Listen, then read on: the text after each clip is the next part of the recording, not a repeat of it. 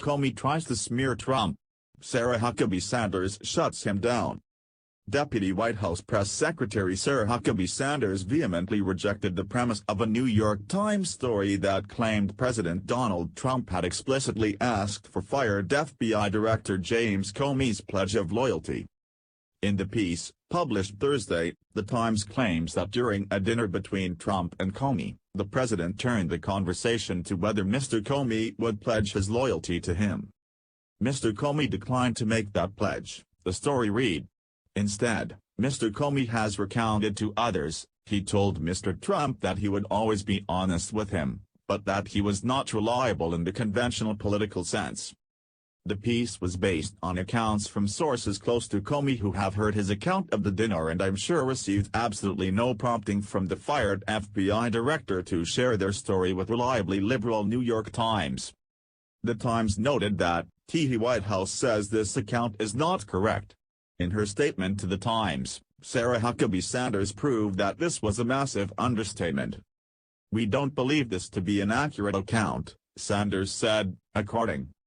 "The integrity of our law enforcement agencies and their leadership is of the utmost importance to President Trump. He would never even suggest the expectation of personal loyalty, only loyalty to our country and its great people." During a news conference earlier in the week, Sanders said leaks were one of the major reasons Comey was fired. "I think that's probably one of the many factors," Sanders said in response to a question about leaks from a Breitbart reporter.